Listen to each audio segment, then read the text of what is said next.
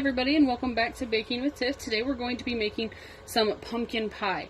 Now, you can do a homemade pie crust, but for this video I wanted to show these are the pie crusts that you can get already done in the like the refrigerator section at Walmart. So I usually just go through and I'll poke a few holes through this one just to help the pie crust get nice and crispy. But these are really convenient to use, especially if you don't have time to make your own pie crust or you don't want to go down that path here. But if you do want to make your own pie crust, I do have a recipe on my page that will be up for a homemade pie crust. But for today, we're just going to be using the store-bought. Also, we're going to be making a pumpkin pie, like I said.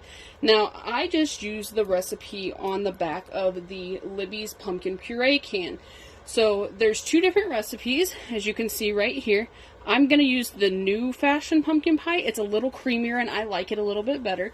Today we're going to be doing a half recipe, but if you look right there, the full recipe is right on the back of the can. But I only want to make one pie today, not two. So what I'm going to be using is a half a can of the Libby's pumpkin puree, not the pie mix, the puree.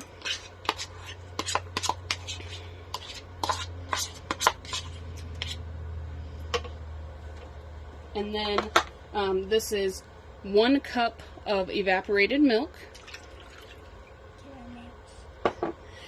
I have a helper today. Carter's waiting in the background. He's anxiously awaiting this pumpkin pie, but he wants to help mix it. But we got to get all of our ingredients in here first. So first we're going to be doing, next we're going to be adding the sweetened condensed milk. 1 can of that for this half recipe.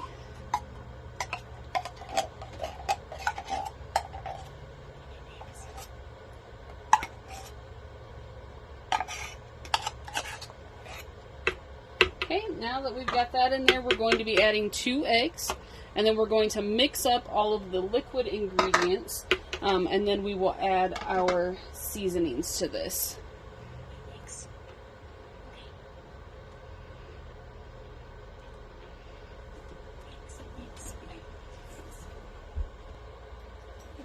Okay, now that we have all of our wet ingredients mixed together, I'm going to be adding my dry seasonings and ingredients. This is a half a teaspoon of salt.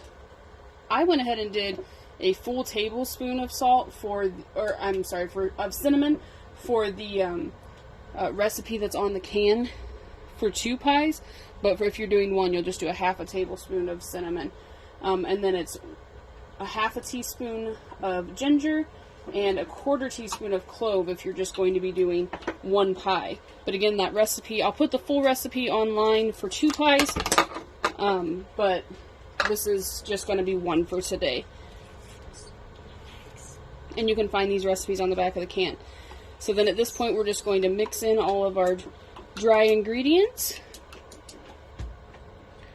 Okay, now that we've got all of our dry ingredients mixed into our pumpkin pie, we're going to bake this for 15 minutes on 425, and then we're going to lower the heat down to 350, and we're going to bake it for 35 to 45 more minutes.